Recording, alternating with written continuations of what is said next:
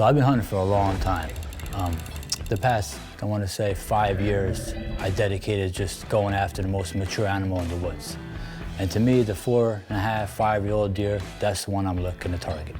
I think I got tons of pictures of him. And I'm just excited because I'm gonna go in, I'm gonna go kill this buck, and he's my target buck. So I got my camera set up, I'm in my stand, and first night, nothing. Second night, nothing. I don't know, probably 2 weeks into my hunt, still nothing.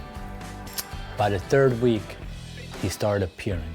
I can catch a glimpse of him, just that dark. I could see his horns in the distance. So I'm going, okay, it's only a matter of time. Kept at it. And I remember one day I woke up and I was like, I'm not gonna go in this morning.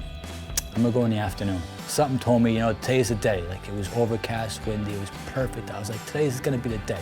I always killed my biggest bucks in my life during a storm. Matter of fact, a couple years ago, I killed a buck in a storm. I nicknamed him Storm Buck. So back to this 9-pointer. The next time I'm in there, the storm's whipping, the trees are blowing, I'm swinging left, right. My camera is just constantly doing this. I'm going, wow, this footage is horrible.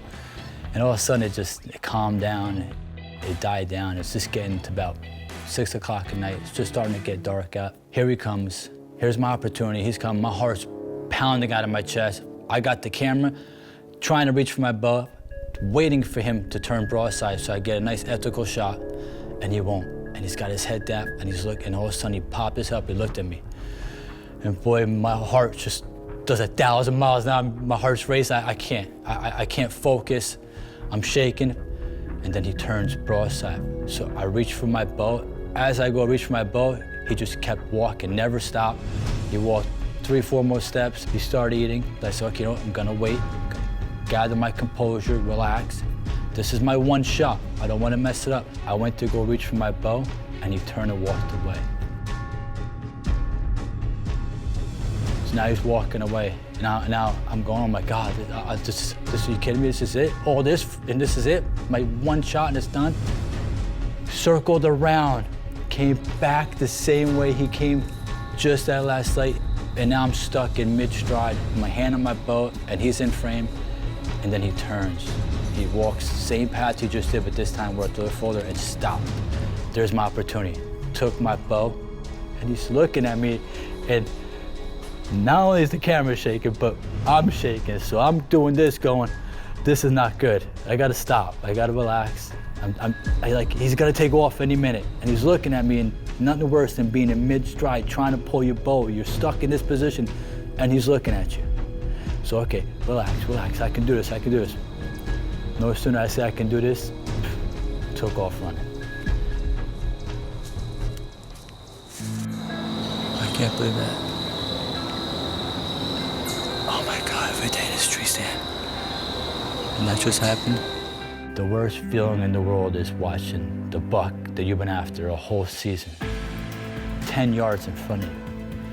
And you have your bow in your hand, he's in frame, everything makes sense, you just can't draw your bow. That's the worst feeling in the world. I'm sure you guys can tell by the look on my face, everything was just gone out the window. But I did promise myself I would spend the rest of the season after this one particular buck. Sometimes you gotta eat your tag, and I was okay with that because I wanted the most mature buck. But there's a good side to this. I got a picture of him this year. So the hunt continues. We got permission to hunt on 400 acres that had never been hunted before, at least in 25 years it hasn't been hunted. Now, all the properties around this were hunted, but we didn't get this property till late in September, so we didn't want to put any food plots in. We didn't want to mess with the property and push any animals off. We had 6 different trail cameras set up, trying to get pictures of deer. Now, we have shots of a few small basket 8s, nothing special. Did see a few different bear, but nothing great. One day we're there checking cameras, and I noticed a couple of rubs. Well, went back the next day, there were a few more rubs. By the third day, there was enough rubs in a row that I said, I need to get a stand in here this afternoon and get in this stand.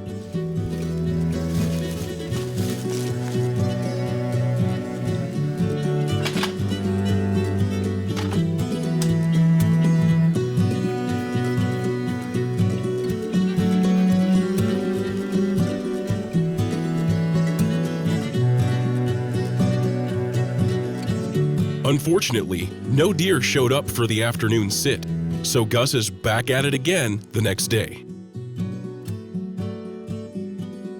It's one of those deals where you just get lucky. You happen to be at the right place at the right time. Like I said, I've never hunted a rub line before. It always told me where a buck was, but never where he's going. But I happened to catch him in the time he was making these rubs. He was coming up from the bottom up to this acorn flat up on top of a hill. I see this buck coming. I was just blown away by the size of the deer that was coming in. Low light, last light, here he comes.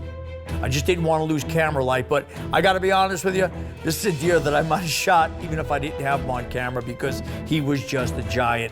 Where I live in New York, this is a monster. I'm probably not going to get an opportunity at a deer like this again. Deer works his way in, he gets to 18 yards.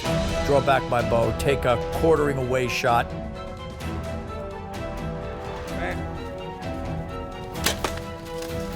Everything's perfect. Deer runs off. I watch him start walking slow, but I don't see him go down. Oh man, that was a giant. This is a new piece of property. I had no idea that deer was here. He's a giant. I got good blood here. I'm gonna follow him for a bit. When we started following the blood, it was pretty obvious that this buck was hit pretty good and he was gonna be down soon. We got to about 100 yards and this deer wasn't down yet. That made me take pause. We headed back towards where we came from. I marked the last blood, went back to the tree and waited. This was not a deer I was gonna let lay overnight. I'll be honest with you, we have a lot of coyotes here in New York. That deer would have been destroyed or pushed off this property. I was gonna wait 3-4 hours and continue that night after this deer.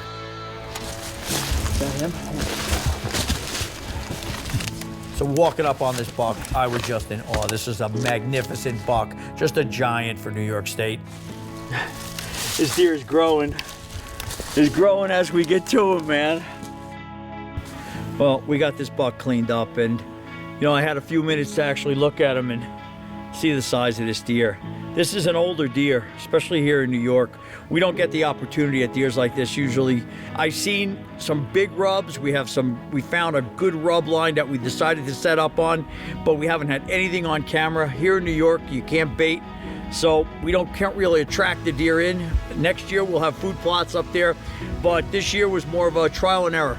And we got permission this year to come in. And all I could say is, if this is the caliber of the deer that are here, I can't wait for next year.